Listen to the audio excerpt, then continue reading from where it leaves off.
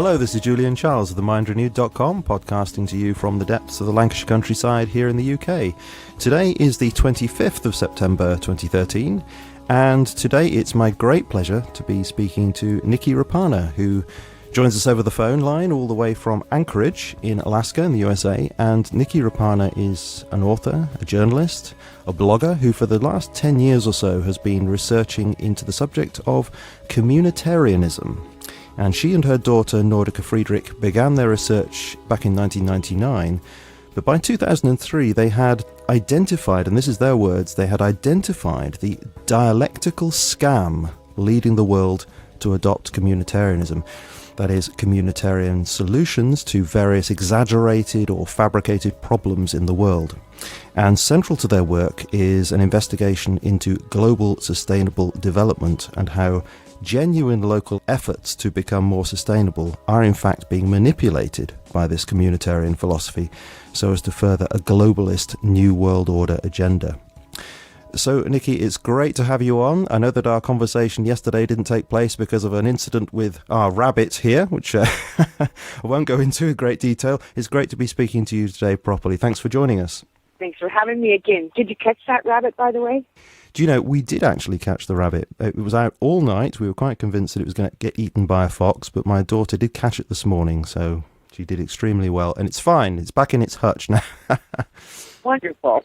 Now, as I said yesterday, it would be tempting to just jump straight into a series of questions to get a handle on what communitarianism is all about. But, you know, that's really not an easy thing to do because it is such a nebulous subject. It's a kind of all-embracing kind of subject. So what I want to do to start with is to ask if you could give us a kind of snapshot as to what communitarianism is, a kind of headline, so we've got something to grab hold of to start with before we get into any detail, and sort of tell us something about how you and your daughter got into all this work. Well, we came up against the dictatorship of the community without knowing that that's what it was. And it took about a year to follow the language through all of the reasons that were given to us for these illegal home invasions, land grabs, many of the sustainable development principles and practices that were happening in Seattle in the late 90s led us to find communitarianism because that's where all of the terminology that they were using to justify their illegal actions was coming from. So it was a long process. It was a lot of reading because these things are buried in documents that go on and on and on. They're very repetitive. They're difficult to follow. They twist the language in a way that makes it all sound very benign. So it was difficult then, and it's difficult now to get people to understand that basic terms that they use, just like the word community, doesn't mean what I thought it meant. Every time they used the word community, I thought they meant me too. But I lived in that community. And it took a long time to realize that when they say community, they mean themselves. Okay, can we go back to the very first base with this? Because you say that you were in Seattle at the time, and you found yourself in a situation where you were asking questions about what was going on locally. Can you tell us what was actually happening? Well, there was a plan for a proposed light link rail from shopping mall to shopping mall, which didn't make any sense at all because it's Boeing and Microsoft country, and people commute for an hour and a half to 2 hours a day down there, so they always needed some kind of speed rail. And when I was a kid in the 60s, they called it a speed train. And then by the 90s, it was called light link rail. And it's this really slow little train that goes up through all the old neighborhoods, took out all of the urban blight, which is what they were calling it, and they confiscated lots of property under this plan. And my landlord in North Seattle, on Northeast 65th Street and 15th, which is the second busiest intersection in the north side, owned somewhere between 50 and 70 properties because he had always planned on working with the developers when the time came to develop that part of Seattle. And my involvement started by him telling me that the city was trying to axe him out of the plan, steal his property, and develop it their own way. So it wasn't even about any of the things that I work on now.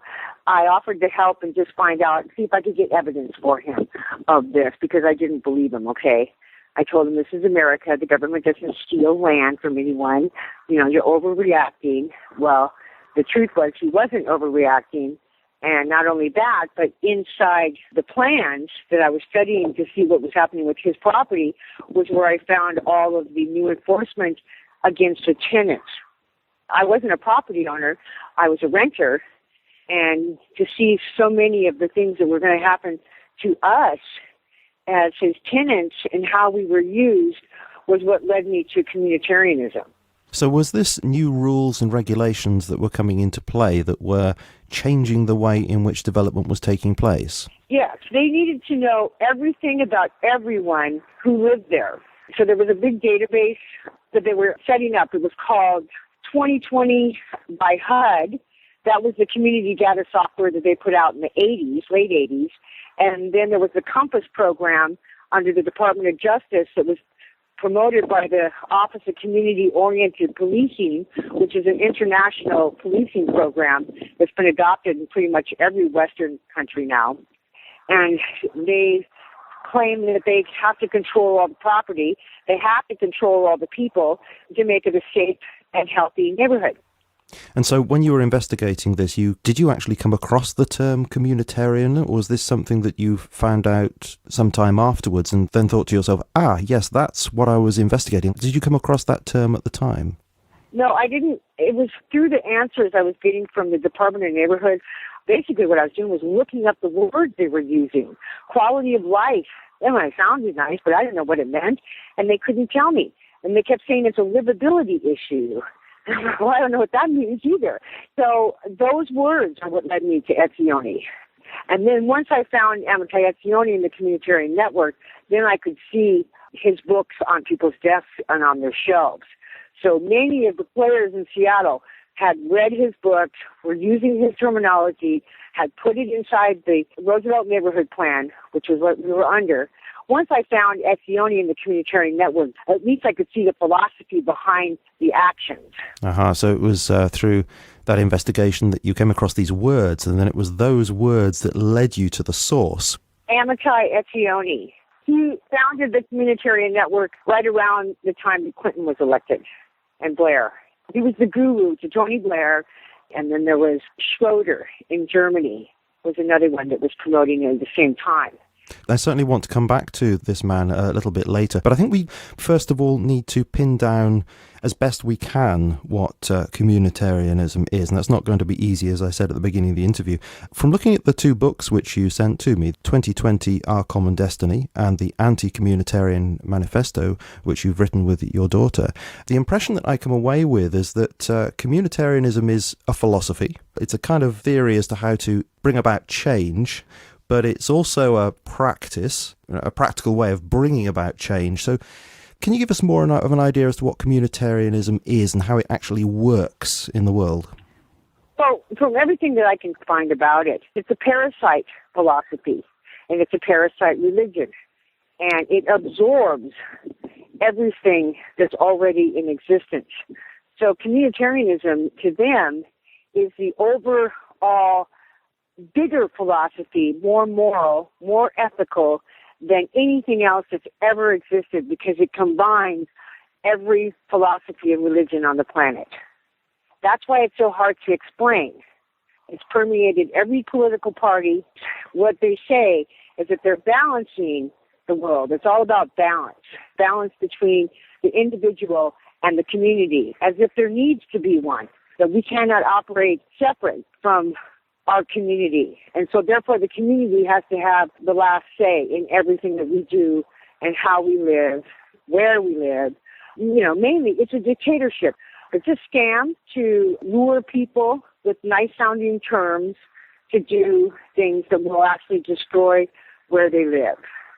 And a lot more people who are actually genuinely working in sustainability, community gardens, all of the things that people are doing to try and buy local, produce local. Everyone understands that that's a healthy place to be if you're not dependent on goods from other places, necessities, There's been a global movement of people taking back their local resources and control over their local environment. So what they've done is jumped on that. They're not the environmentalists per se, but they co-opted the environmental movement the same way they co-opted everything else they attach themselves to. Yeah. Well, this is the impression that I got through reading the books, which I do think are fascinating, and I really do think people should read them. But is it an incredibly difficult thing to get your mind around it, just because, as you said in the interview, it's all-embracing? You know, this idea seems to be a kind of reinterpretation of everything. And so that's very confusing. You think, well, if it's everything, then what is it? You know, if it's everything, how can it be anything at all? But it's a kind of reinterpretation of everything. And we have to try and pin down what this kind of reinterpretation is. Now, the way I'd like to do it, can I ask you how this kind of thinking affects particular things in life? And maybe we can get an idea of what it is through that. So the first thing I want to ask you about is how it affects property rights. How is it changing the way property rights work? Well, first of all, the community has assumed the role of the caretaker of property.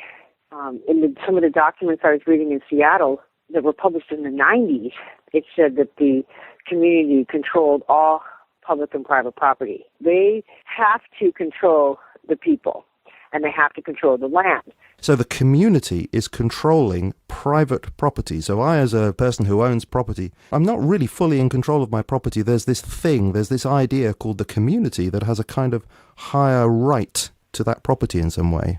Yes, they claim the moral high ground. You have to prove that you are a good steward of that property in order for you to keep it.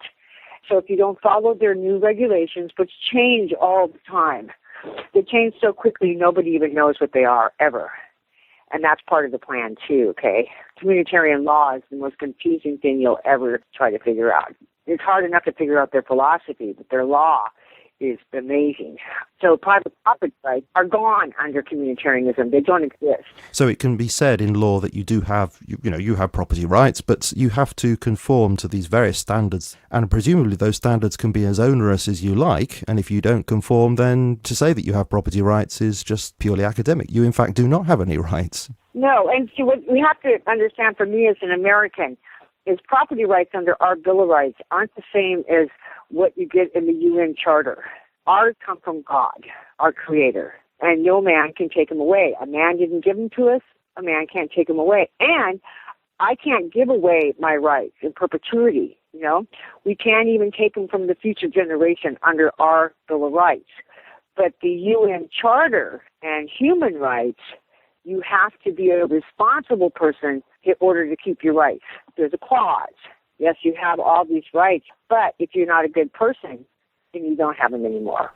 That sounds so nice, doesn't it? Rights and responsibilities, but that's so deceptive because it depends how that's read. It can be read as you have rights and we all have responsibilities, so there's a kind of social expectation that one carries out responsibilities. But if you make it a legal basis to that and say, if you don't actually carry out these responsibilities, then that removes your rights, that's appalling. Yes, that is what they think.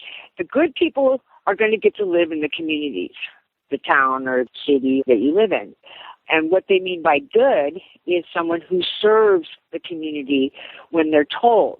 Because all of the programs I was looking at in Seattle, the data that they were gathering on the individual citizens, the private citizens living in privately owned property, they were assuming that the community had a right to know everything about the people in the homes and that they were going to help everyone in the homes to see if maybe they had an alcohol problem or a drug problem or they yelled at their kids too much or they had some kind of mental problem that they needed to have an intervention, So part of this program was them actually going door to door. The institute is called the Asset-Based Community Development.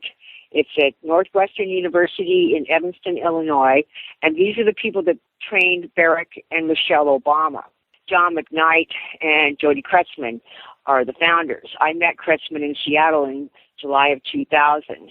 For years before that, they had focused on this thing called POP, Problem-Oriented Policing, and they identified all the problem people and problem properties in the neighborhoods, and then they started what was called weed and seed.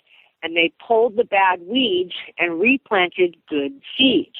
So it was an attack on people who nobody wants to defend the lowlife, the drug dealers, the foreigners that nobody can understand or whatever. Anybody that didn't fit in, they moved them out. They moved a lot of black people around in Seattle in the 90s, the ones that didn't have the good jobs or the good cars. And they don't want those kind of people. That's not a good community. A good community is antiseptic, upper middle class, rich people. And the majority of people don't fit that classification, so you can be moved pretty easily under this program. We were called transients with a significant negative impact on the neighborhood, renters, okay? And that was right in the plan. Good heavens. What interests me about this is how the word community is being used, because is it a genuine use of that word where you have input from everybody in the locality to decide how things should be done, or is this some bureaucratic nonsense coming from above saying this is what the community wants and it's really being imposed on people? Is that what you're saying? Yes, there was over 6,000 people in our small neighborhood in Seattle. And when they started it with their community groups, they were all architects, engineers, planners, and people with a vested monetary interest in seeing the plan fulfilled. And they had targeted the properties in the neighborhood that they thought they could do a better use of those properties. And that was the big Kelo versus the City of New London case. I think it was 2005. Where the Supreme Court refused to rule and said the cities and towns could determine that on their own. So there was no protection. So if the city said that they could make more money off your property by doing something different than what you were doing with it, they could abate the property under best use for higher tax base, maybe. That was actually the main one they were talking about. But like our properties, they were targeted because they wanted to prove that we were a public nuisance. So anyone that doesn't fit their upper middle class motif is considered a public nuisance under this plan. The community is them, and when they said that the community all agreed to the Roosevelt Neighborhood Plan, I went door to door throughout my neighborhood asking everyone who answered the door if they had approved the plan. And every one of them said to me, "What plan?" So that was the first thing of the book, was what plan, because nobody even heard about it. Yeah. So there was really no input from people in the community at all. And so this sounds to me very much, I think you actually do use the word in the book, a technocratic order that's going on here. You have all these, as you say, upper middle class, you've got the architects, etc.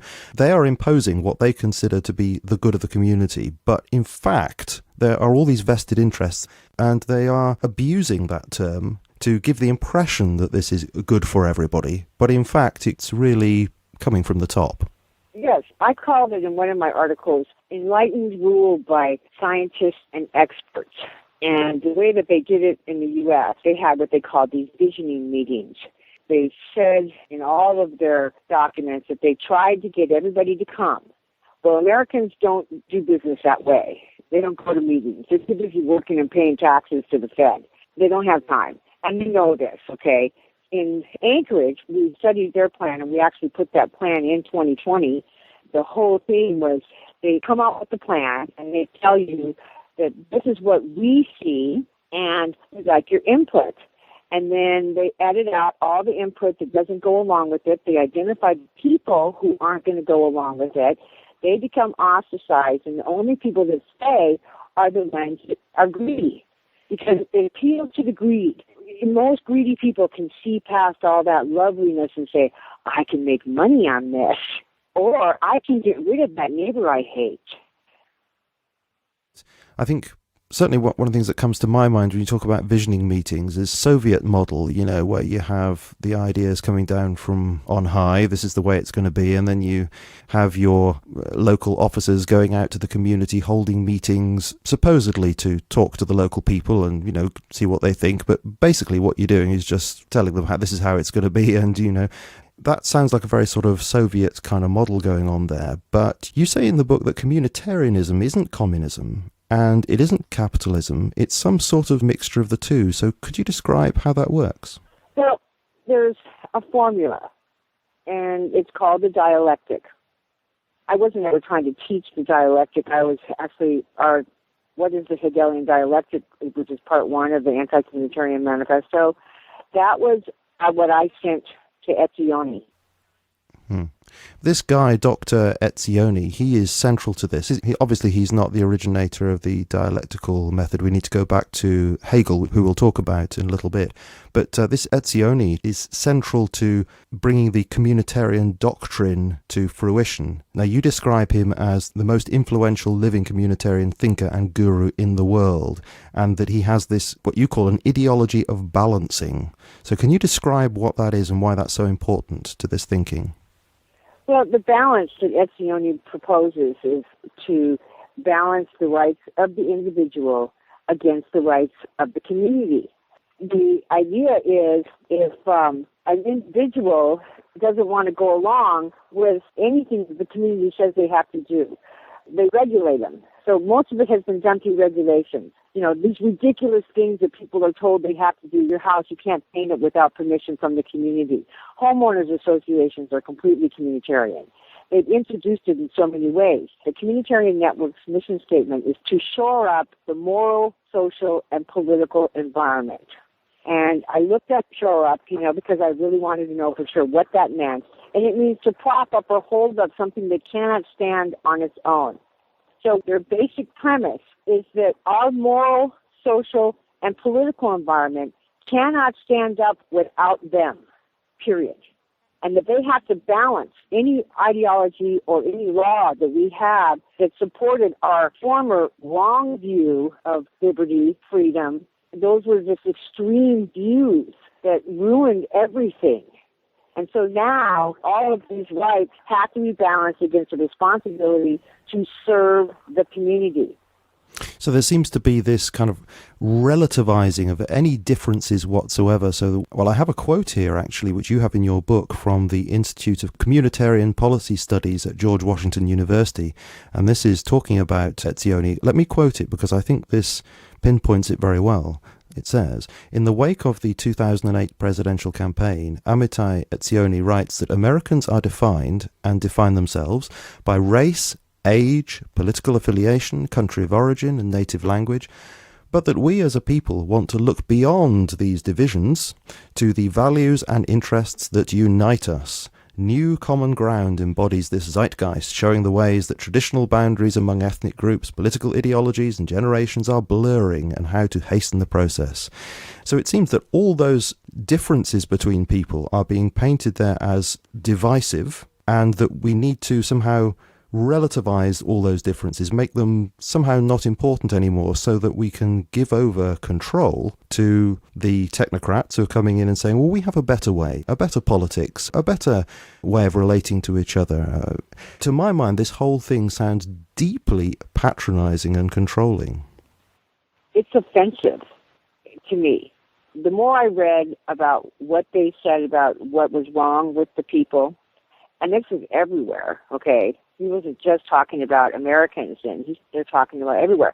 And what's interesting about Etzioni is that Etzioni is a Zionist who grew up in a kibbutz in the British Mandate for Palestine and was a terrorist during the de-inviting of the British, and then fought in the Arab Wars. And then he went on to study Kabbalah and mysticism under Martin Buber, and then he came to the United States to be the guru. Aha, so that's very interesting. So he actually does have a kind of mystical background to his thinking. Oh, very mystical. That's very interesting, because there is a link there with Hegel, because it was said, I'm not sure who said it, it might have been Charles Taylor who wrote a book on Hegel, where I believe this quote comes from him, saying that Hegel's philosophy started out as mystical insight. So there is a link there. This is why we do need to go back to Hegel, because I do think if we can get a handle on the kind of thing that comes out of his work that was grabbed onto by the communitarians, I think that would be really helpful. So if it's okay with you, can I make a stab at how I view it, and then could you come in with ways in which you either agree or disagree with that? Would that be okay? Absolutely, go ahead. Okay, so the way I understand this would be to say, when people look at Hegel's work, they normally get out of that a framework of understanding. And that is a thesis and an antithesis and a synthesis. So out of his teaching comes something like this, that you have a proposition of some kind, some belief statement that you call a thesis. And then he would say, well, then you have an opposite proposition, which states the opposite, and that's the antithesis. And then Hegel comes along and says, okay, so these two things are opposites, but in fact, each statement has some truth in it. Has some truth in it and has some falsity in it. And what we need to do then is to form a synthesis out of those two statements by finding what's truthful in each of those, discarding what's false in each of those, and this synthesis will then bring us into a higher state of truth. And then that becomes the new thesis. That's the new proposition. And this process goes on and on because there will be, in fact, some truth to that, more truth than there was previously, but there'll still be some error in that. And so this whole process goes on, filtering out error, increasing the amount of truth by bringing these opposing thoughts together, making new syntheses all the time. And this is a kind of historical process that goes on and on and on, and things get better and better. But my feeling about this kind of philosophy of history is that who is it who decides what the synthesis is? Who guides this process? And that's what worries me about Hegel's thought, and how it seems to me it can be a tool for despots to come along and say, well, we're the people who are going to say what's true in what you think and what's true in what you think, and bring those ideas together. We're guiding that whole process. Now, do you think that that was the kind of flavour of Hegel's thought, that the communitarians thought, this is what we can use? Well, yes and no. I think that Hegel was an initiate, and this is an ancient idea that mankind will only reach perfection in philosophy. So when you go back to the philosophy that all of this is based in, you can find the same thread in Plato, Aristotle, the consistency of that idea that philosophy is the ultimate truth. The purpose of this Hegelian dialectic and many other dialectical forms that have been created along the way, like Marx's dialectical materialism, turned Hegel's dialectical idealism supposedly on its head. But the purpose was always the same. The underlying reason for the dialectical way of thinking was social evolution, is what they're promoting through the dialectics. So the dialectical process is used to push us into accepting new ideas. You won't find the American Bill of Rights in the dialectical process. It's completely not part of it, protecting individuals from invasive government, because that's what the Bill of Rights is. It's basically a set of rules that they cannot cross these boundaries. And so the purpose of all of this is to get around that idea that they have the right to do all of the things that the Americans said, no, you can't ever do these again to anybody, our children, grandchildren, and forever. They reserve these rights in perpetuity forever for everyone, saying that these are basic standard rights, that the king cannot come into your house unless he's invited or he has a warrant with the authority of law behind it. Sure. And then what Hegelian then does is to come along and say, yeah, but that's a thesis. There's some truth to that, but there's some error to that. Somebody else might think, well, it might be important to give up those rights or suspend those rights for the good of the community, and there's some truth in that. So let's bring those two ideas together and find that, yes, under certain circumstances you can use your rights, but there'll be other circumstances where you have to give up that for the good of the community, and that's a higher truth that we've reached there. Yes, and the process, like between the obvious ones, capitalism and communism, which I am convinced they created both sides of that dialectic. In fact, in all the major dialectics they created, and still control to this day both sides. To Hegel, war was the best way to move humanity forward. So if they can create a dialectic that's so strong that the people on both opposing sides will kill each other over it, fantastic, they say. This is the best thing that could ever happen. Sacrifices must be made for the common good. That's another theme within all of their writings. That in this dialectical process, yes, many will suffer, many will die, but look at how good the outcome will be when we finally achieve it. And in all of their dialectical writings, all the philosophers agreed that at some point man would reach perfection in the philosophy, and that the perfect solution would be so perfect there would be no opposition to it. Zero, none. And so when we wrote our thesis against communitarianism as the perfect synthesis in the Hegelian dialectic, part of the reason why we published it was to prove that there was opposition and therefore it cannot be perfect based on their formula. And why it's so hard to understand is because this same dialectical process has gone on. I mean, we set it up so good that there was a dialectic between men and women, between family members. This is the discord amongst most people, is when these ideas come into our lives and we are told to choose one side or the other. You're either with us or against us, you know. I mean, this is craziness. This is the insanity to me of the whole idea, is that it's pushing us to fight for people that we should be loving and embracing with all our hearts. This does seem to be central to this whole thing of exaggerating differences between people, because we do have differences, we do believe different things, we hold different opinions, and I actually think that's important. But what I feel that this kind of thing does is to come in and exaggerate and reinterpret those differences of opinion to make them more antagonistic, so that they can then come in and say, well, you see what differences do. They sow such discord. We can bring everybody together. Though it seems such a distortion of genuine differences that people may have about things. Yes, and a lot of times what they do is they become their own opposition, and they create something. Some people call them false flags or false events, you know, where when they're trying to push an issue that has no sides already. So let's turn to some ways in which this kind of thinking, this communitarian thinking, is actually being played out in the world. Now, you've already mentioned a number of things. You've mentioned Agenda 21, sustainable development. You've mentioned the way that policing is changed. Can I ask you about each one of those in turn? First of all, Agenda 21 and sustainable development. I talked to Michael Shaw about this a few weeks ago. Can you explain how communitarianism is the real philosophical driving force behind Agenda 21 and sustainable development?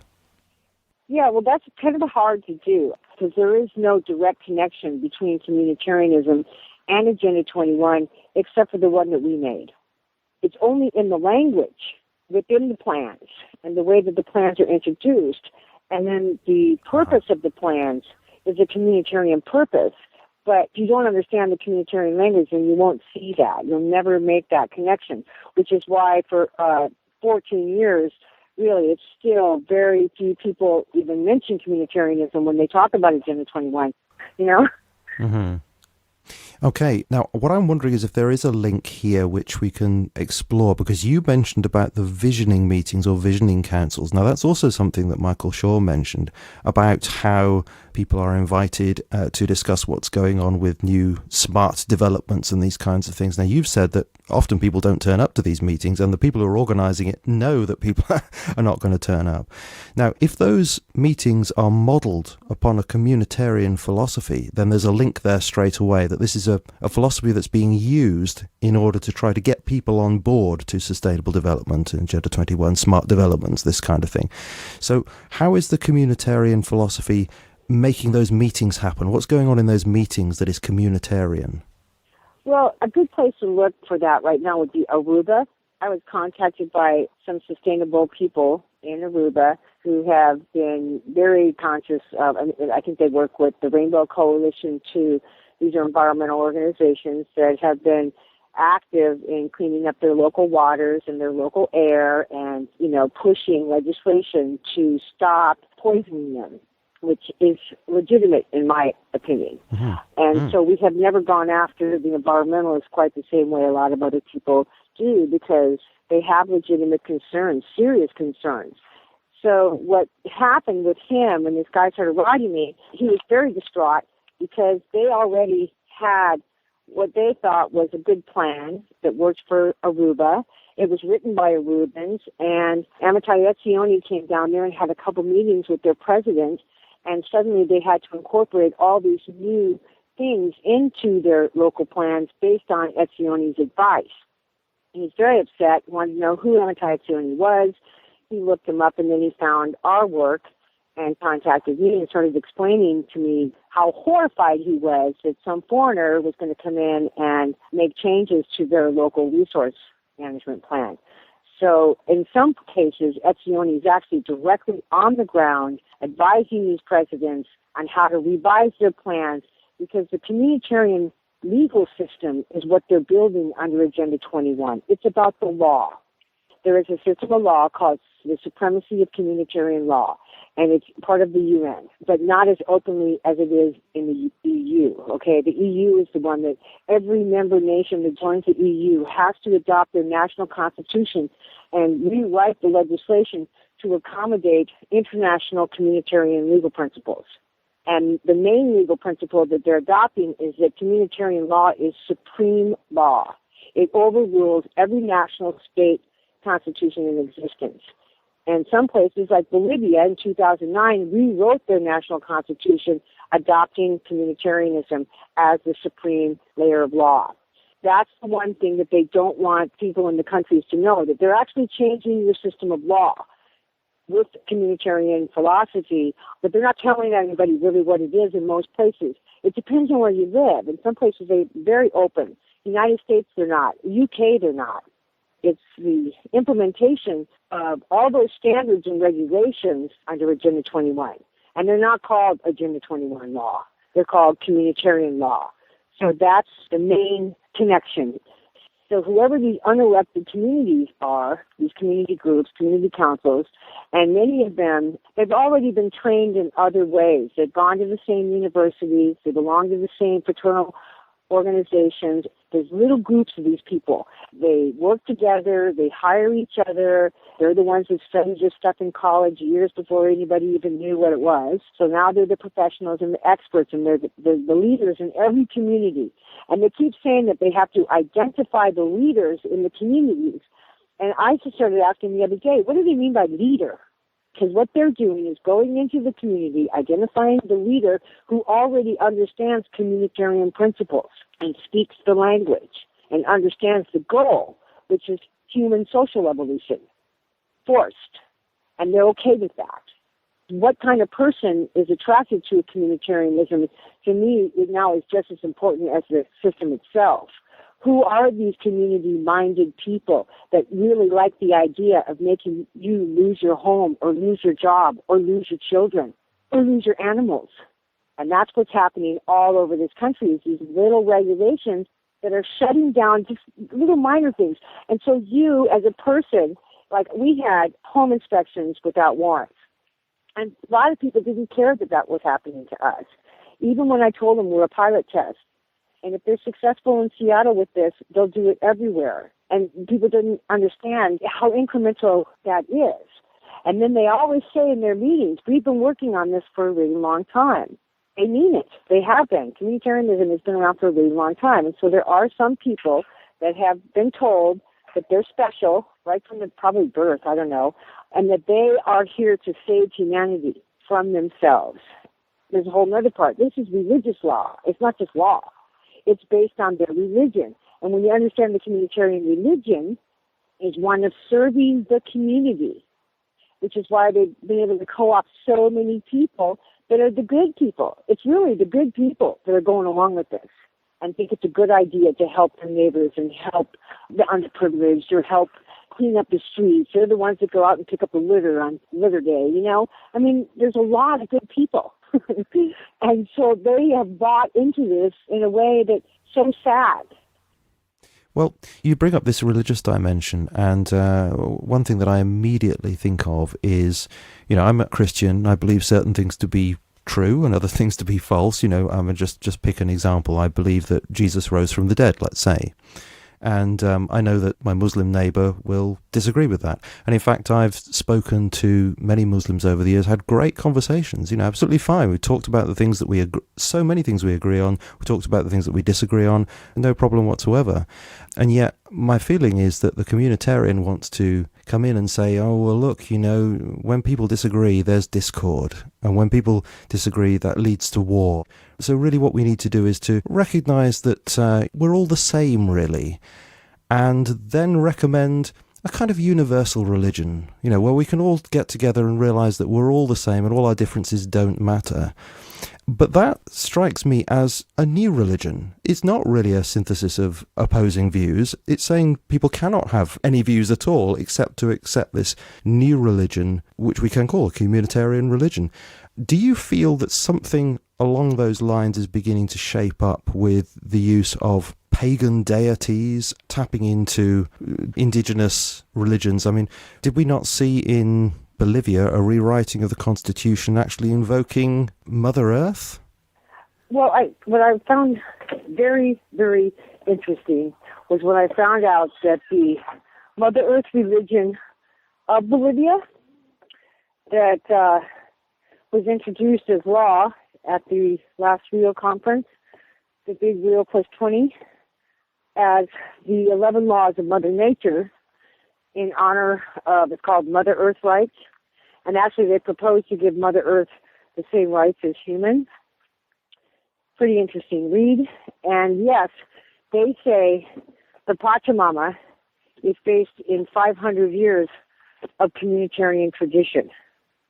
So they've already identified that religion as communitarian. And then you can look at the laws and see how ridiculous these laws from Mother Earth are, and look up the Pachamama Alliance sometime, and you'll see how many people around the world love this. Because again, on the surface, it sounds like they're saving Mother Earth from the bad corporations that are destroying the planet. So this is actually a way of getting people to go along with a program that might be to their detriment, but they'll think, because there's a religious dimension to it, they'll have a motivation to go along with it. Oh, I'm doing good. In fact, I'm doing spiritual good. I might involve personal sacrifice, giving up my private property or whatever it might be, but I'm serving Mother Earth. This seems to be a really cynical misuse of religion, actually. Yes, it is, and it's rude. It's rude to take indigenous people and all of their beliefs and put them under one blanket ideology created by dialectical thinkers. And so that piece of it, they never want to tell you how deep the deception is and how easy it is to convince people that they're doing something good.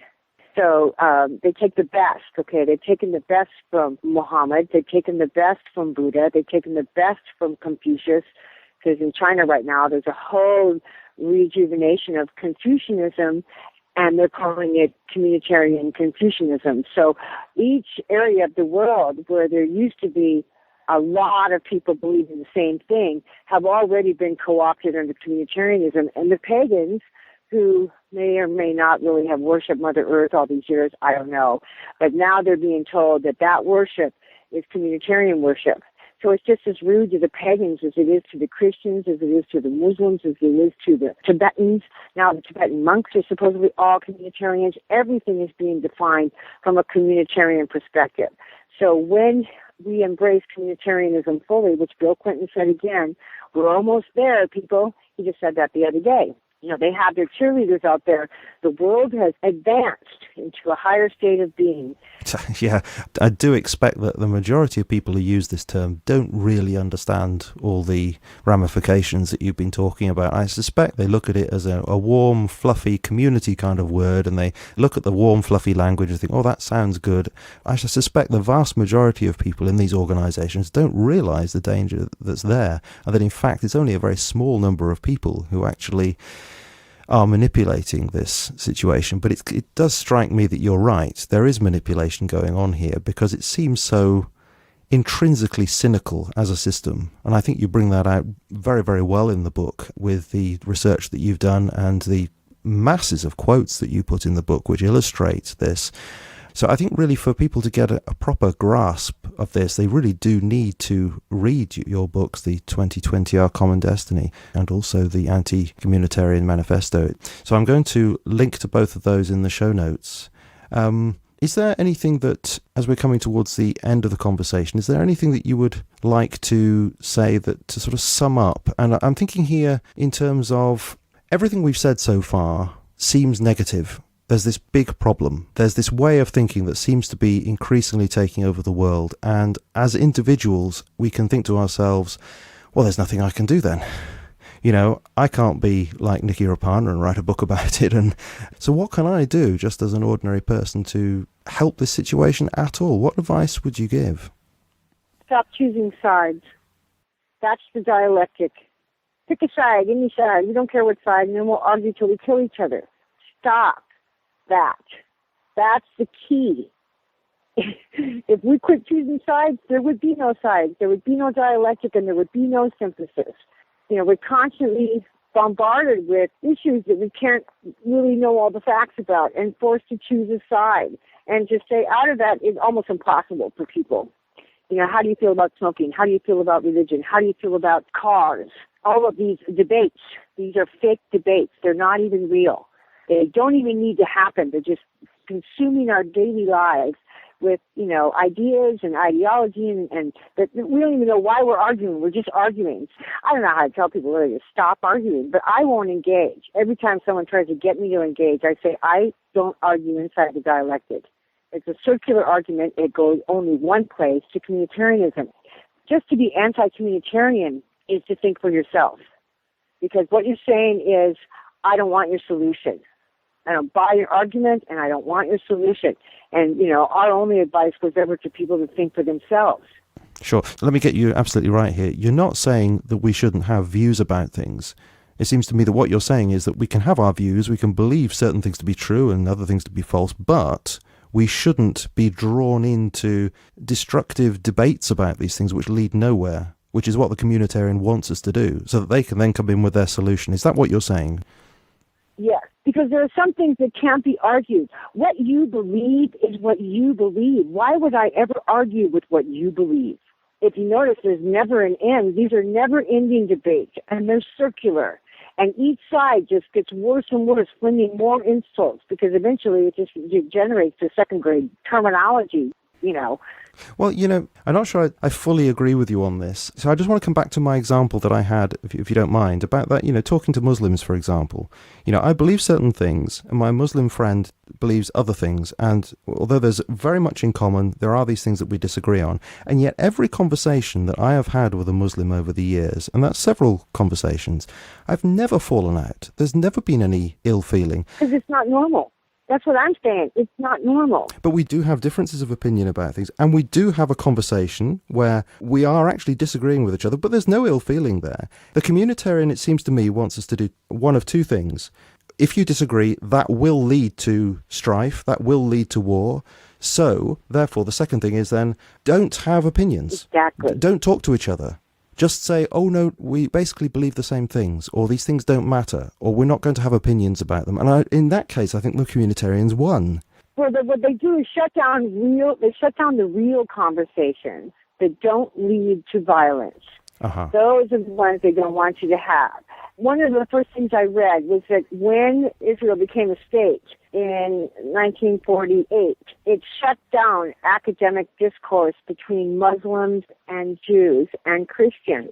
And that was really important to me to see that there had been academic discourse for years prior. And as soon as one type of political ideology took control of the academic environment, it shut it down. The same thing in Nazi Germany. If you didn't go along with the party line, you were fired. You weren't allowed to teach.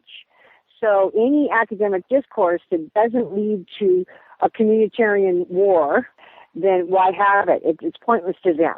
So I've had some wonderful conversations with Muslims, too, in the course of this study, and they're very respectful. Absolutely. Every one of them has been very respectful. So I know that the dialectical concept is phony, and I know that it doesn't exist between people who really do want to learn, because it's learning. When you're talking to someone, you're learning about them and what they believe, not necessarily that you're going to jump on their bandwagon, but you want to know. Those questions can't be asked anymore within anybody that watches television or listens to the radio all the time. Has got this bombardment of dogmatic sayings that they latch onto, and that starts the fight. As soon as you start attacking someone, they attack back, boom, it's over. There is no discourse. Absolutely. It's the presenting of caricatures and sound bites that does whip people up. And I often think that this is the way that the conflict between Christians and Muslims is being whipped up in many cases. Yes. So it's, that's the part of our message. We don't have a message, but, that depressing, negative. Well, your message seems to be along the lines of try not to get drawn into this manipulation. Hold to what you believe, but don't let that ever be manipulated by these communitarians. Yes. And once you understand the dialectical process, that they need the conflict. It's conflict-driven ideology. if there is no conflict, it doesn't work. And so even though there's a lot of Americans that are like, ready to fight back, but they're buying right into them. The more violent we become, the more we help hasten the communitarian solution. So they've got us in a catch-22, and that's where they want us. And so what I'm trying to do with my work, and my daughter too, Yes. is to open up the debate so that people can think of other ways, because no two people can think their way out of this massive con, this massive deception that's just everywhere. So all we did was identify the formula for the deception. And from there, anything that I would try and do to put on top of it and tell people what to do would be buying into the deception. Because the deception says somebody else, there's an expert who can solve this for you. And you look for that expert. You look for that professional, that person with the title of nobility next to their name that says they somehow are smarter than you. And it's the common man who's the biggest threat to the communitarians that can see through this the best. They call it, at Harvard University, it's called the healthy instinct of the plain man. And it's been their goal to get rid of that all along. So they fill the plain man with a bunch of propaganda to fight each other. Mm-hmm. The area of the world that I live here in the north of England, they say about using your nous. Just the guy on the street uses his nous, and very often gets the right answer, where the high and mighty just gets things wrong, tied up in all their theories and the like. But the ordinary person uses their nous. Yeah. After the first EU constitution was voted down by the Irish, Yes. they did a exit poll. I watched part of it, and they talked to this middle-aged Irish woman, and they asked her how she voted, and she said, "I voted no." And they asked her why she voted no, and she said, "Well, I couldn't understand anything in there, and I figured anything that I can't understand can't be good for the Irish." Indeed. Absolutely. And so the reaction to that was, "Oh, well, I'm afraid the people got it wrong. We need to do the vote again." Yes. The Dutch and the French also voted down the EU Constitution in 2005, I think it was, and it was in the newspapers over there. I think I put this quote in the book, that it was rejected because of the supremacy of communitarian law clause. So two nations of people understood that they were giving up their national sovereignty in a way that they weren't willing to do, because communitarian law is vague and evolving. It'd be one thing if they gave us a set of rules that we could all live by and people could vote and say, yes, that sounds good to me. No, you'll never know what communitarian law is because it's not written in stone. And you say in the book that the EU really is the testing ground for a global application of this. The EU is the model, yeah. Each regional union that they're forming is being formed under communitarian supremacy of law. The WTO uses it. It's not spoken of very frequently. And there's case law in Luxembourg going back to the 50s on these community laws. So, and they call it community law interchangeably with communitarian law in the EU. Can you direct people to your website? You have a couple of websites, and you also have a website advertising your book. Can you say where people can get hold of that? The book can be ordered from Nord, that's nord.twu.net/ACL. And we used to have an enormous website at the ACL, because I put every bit of research I ever found on there. My daughter said it was just too much. Most of the readers were overwhelmed. So we took it down and tried to revise it. And we still have all that old research, but we're in the process of redoing the whole site. Right now, it's just basically a place to order the book. And we're coming out with another run here within the next month. So anybody that orders the book now, they're not going to get it right away. It's going to take a few weeks. The ebook, as soon as we get the order, we can send the PDF for that. And then my blog, that's just NikiRaapana.blogspot.com. And I called it Living Outside the Dialectic, Seeking a Path Not Included in the Plan. That's really what I'm doing. I'm just trying to find my way out of this myself now. Mm-hmm. You know, it started as an academic challenge to Etzioni, the American Sociological Association, and the Communitarian Network. You know, became something much more personal along the way. And today, it's just, I don't want to live under this. I don't want to live with these people. I don't want them to have any power over me or my neighbors or you for anyone. So that's kind of all I have left, is just, why are we letting them do it? Who are they? So you have quite deliberately taken yourself out of the system in order to do your research. Yeah. And this is guiding the way that you're living your life now. Yes, and it's a really hard life because it's almost impossible to do. You can't get away from it. I build my own yurts out of scrap materials, and a lot of people think I've totally, become a bum, I guess is what their term for me would be. But I don't ask for handouts. I'm not a government assistant. I don't feel like I can take their money, which is fine because they're going to pull all these social services from people in the United States pretty soon anyway. So I'm glad I'm not dependent on them. I live very frugally, take my suffering in stride. I've actually taken my suffering and done something really wonderful for myself. I'm a lot healthier. I'm 57. And had I stayed in my comfortable life, I don't think I would be anywhere near as vigorous as I am today, because I have to be. I camp year-round in Alaska. But I've managed to learn a lot of things. I kind of like this primitive lifestyle for myself. I would never suggest anyone else does it. But I have a purpose. I have a higher calling for myself, if you will. Okay, that sounds corny, but it's true. So I'm just going along with it and hoping that it's the right thing to do. Hoping more than anything, Julian, that I'm not playing into the dialectic and helping the communitarians with my work. That was the main thing that concerned me. I don't see how you could possibly be doing that. No, I think you are exposing this philosophy, and indeed this religion. Well, it sure looks like it now because I'm not successful, and that's the sign to me that I'm on the right track. Yes, that's what I keep telling myself too. No, I'm sure you're quite right, actually, yes. Well, Niki, it has been fantastic to have you on. Thank you ever so much for sparing this time to talk to us. I know you're standing there in the cold, and we actually had to stop the interview at one point so you could go back in and have a warm up. It must be freezing where you are. But thanks for all the work that you've done and all the time that you spent with us today. It's a very, very difficult subject to come to grips with. But I do hope that from this conversation, at least we've had some kind of flavour of this communitarian philosophy so that people can get an idea of what it's about and then move from there to actually reading the text itself. So thanks ever so much, Niki, for coming on. It's been a pleasure to speak to you. Thank you for having me, Julian. You're a nice man.